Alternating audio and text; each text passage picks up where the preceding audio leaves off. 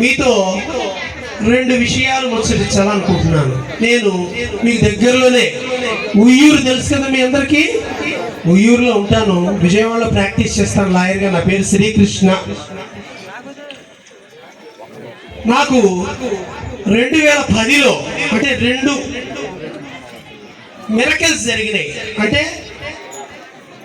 దేవుడు అంటే మన ఈ అయ్యప్ప స్వామి ద్వారా జరిగినటువంటిది చెప్తాను. దానికంటే ముందు ఇంతమంది అయ్యప్పలు ఇక్కడ కూర్చున్నారు కదా, ఈ అయ్యప్పలందరికీ నిజంగా సపోర్ట్ చేస్తుంది ఎవరండి? అమ్మలే. ఎంతమంది అయ్యప్పలు ఉన్నారో వాళ్ళకంటే ఎక్కువ దీక్షలో అక్కడ అమ్మలు కూర్చున్నారు. వాళ్ళ సపోర్ట్ లేకపోతే మీరు ఈ దీక్ష చేయలేరు. పూర్తిగా దీంతో ఏకీపిస్తున్నారు. అందరూ ఒక్కసారి ఓంకారం చేయండి. ఓం యత్ర నార్యస్తు పూజ్యంతే తత్ర రమంతే దేవతాః. ఎక్కడ స్త్రీలను గౌరవిస్తామో, ఎక్కడ స్త్రీలను పూజిస్తామో అక్కడ దేవతలు నడయాడతారు. 2010లో నాకు అయ్యప్ప స్వామి ఉనికి తెలుసుకోగలిచాను. 2010లో సివిల్లో అంటే మాల వేసుకోకుండా అయ్యప్ప స్వామి శబరిమలకు వెళదామని ప్రయత్నం చేశాను. టికెట్ కూడా బుక్ చేసుకున్నాను. బుక్ చేసుకుంటే ఎవరో అయ్యప్పలకి టికెట్ లేదండి, ఆ టికెట్ ఇచ్చేసేయండి అయ్యప్పలకి, వాళ్ళు వెళ్ళిపోతారన్నారు. ఆ టికెట్ అయ్యప్పలకి ఇస్తూ, స్వామి నువ్వు నిజంగా నా మీద దయ తెలిస్తే దేవుడు అయితే నా ఖర్చు లేకుండా నీ దగ్గరికి పిలిపించుకోవాలని చెప్పుకున్నాను. స్వామి అయ్యప్ప స్వాములు వినాలి. ఇది 2010 ఈ అయ్యప్పలు ఫిబ్రవరి ఇలా వెళ్తారు కదా, జనవరి ఫిబ్రవరిలో ఆ టికెట్ అయ్యప్పలకి ఇచ్చేసాను. మార్చిలో మచిలీపట్నానికి చెందిన పాండురంగారావు గారని వాళ్ళ అబ్బాయి అక్కడ తప్పిపోయాడు శబరిమలలో. అక్కడ కేసు చూడండి, శబరిమల వెళ్ళి ఆ పిల్లాడు తప్పిపోయాడు, స్వాములు కూర్చోవాలి, స్వాములు కూర్చోవాలి, స్వామి శరణం కూర్చోవాలి, స్వామి శరణం కూర్చోవాలి.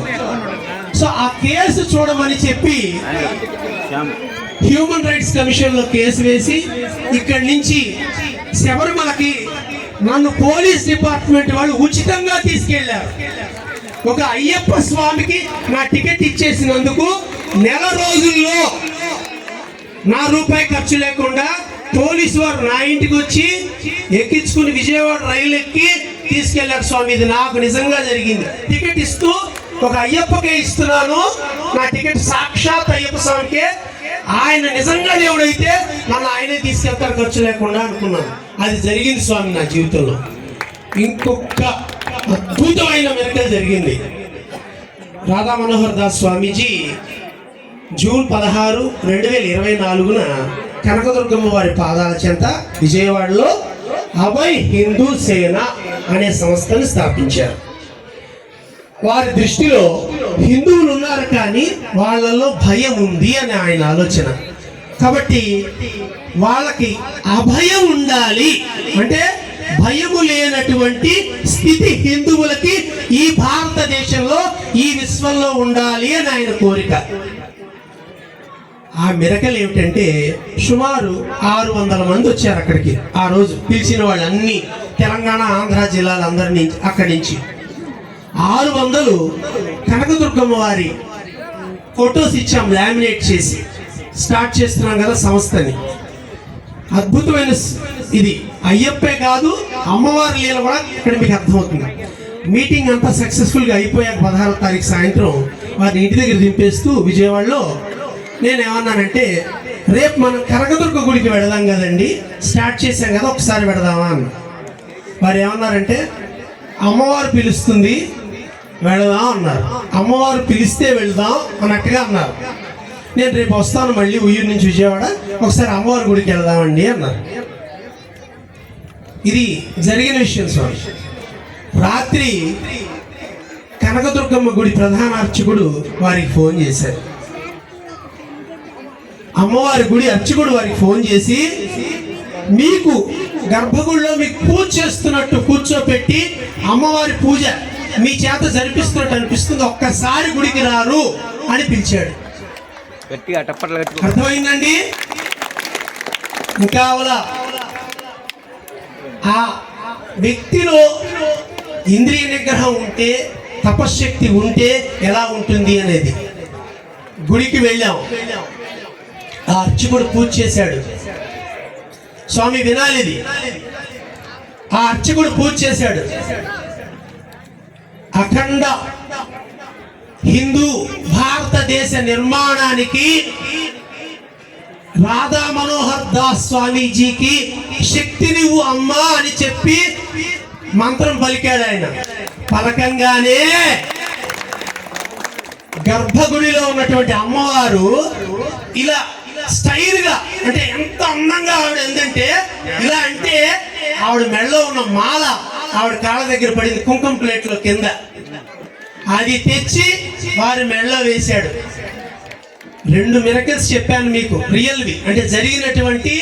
అయ్యప్ప సివిల్ డ్రెస్ లో వెళదామని టికెట్ తీసుకుంటే అయ్యప్పలకు ఇచ్చేయండి స్వామి, ఉయ్యూరు వాళ్ళు వెళ్తున్నారు, ఒక్క మనిషికి తగ్గింది అన్నారు. ఇచ్చా. స్వామి నీ లేలేంటో చూపించు, అనుకున్నాను. ఫిబ్రవరిలో జరిగిన, ఫిబ్రవరిలో మార్చి కల్లా పోలీసు వారి హ్యూమన్ రైట్స్ కమిషన్ ద్వారా ఆర్డర్ తీసుకుని, స్వామి మీరు పిటిషన్ వేశారట, మా ఖర్చులతో మిమ్మల్ని తీసుకెళ్తాం అని. పంబలో సిఏ ఆఫీస్ ఉంది, సిఏ ఆఫీసులో వెనకాల గదులు ఉన్నాయి, అక్కడ నాకు ఉండటానికి ఏర్పాటు చేశారు. ఫారెస్ట్ డిపార్ట్మెంట్ వచ్చి ఆ మనిషి ఎక్కడ ఉన్నాడని వెతికాం. వెళ్ళి రూపాయి ఖర్చు పెట్టలేదు స్వామి, నా జేబులో ఉన్న డబ్బులన్నీ అలాగే ఉన్నాయి. రెండోది ఏమిటి, అమ్మవారి గుళ్ళో జరిగింది. ఆవిడ ధరించినటువంటి మాల ఆ పురోహితుడు పూజారి సంకల్పం చెప్పంగానే కింద పడింది, అది వారి మెడలోకి వచ్చింది. కాబట్టి మనం చేస్తున్నటువంటి ధర్మ ప్రయాణంలో భగవంతుడు మనకి తోడుగా ఉన్నాడని అర్థమవుతోంది. అతి త్వరలో మీ అందరి దగ్గరికి స్వామీజీ అభయ్ హిందూ సేన అనే సంస్థ ద్వారా రావటం జరుగుతుంది. మీ గ్రామంలో కమిటీలు వేయటం జరుగుతుంది. ఇక్కడ జరుగుతున్నటువంటి మత మార్పుల మీద, ఇక్కడ దేవాలయాల్లో జరుగుతున్నటువంటి అరాచకాల మీద, వారన్నిటి మీద మీతో మాట్లాడడం జరుగుతుంది. మరీ ముఖ్యంగా కృష్ణా గుంటూరు జిల్లాలో ప్రతి గ్రామంలోనూ పర్యటిస్తారు. ఎందుకంటే ఇక్కడ మహానుభావులు పుట్టిన చోట ఇక్కడ ఈ ఎడారి మతాలు వస్తున్నాయి, వీటిని నిరోధించాలనేది వారి ప్రయత్నం. ముఖ్యంగా ప్రతి కృష్ణా గుంటూరు జిల్లాలో, గోదావరి జిల్లాలో ప్రతి గ్రామానికి వస్తాను అని హామీ ఇచ్చారు ఆయన. కాబట్టి అతి త్వరలో మీ ముందుకు రాబోతున్నాం.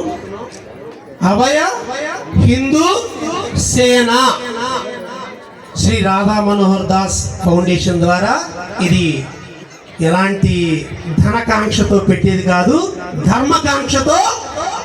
ఒక ఇంద్రియ నిగ్రహం ఉన్నటువంటి స్వామీజీ తన తపశక్తి ధారపోసి సనాతన హిందూ ధర్మాన్ని మ్లేచ్ఛ మతాల నుండి కాపాడుకోవాలి అనే ప్రయత్నం చేస్తున్నారు. స్వామియే హరిహర సుతుడే, జై శ్రీరామ్. అతి త్వరలో కలుసుకుందాం. భారత్ మాతా కీ, భారత్ మాతా కీ.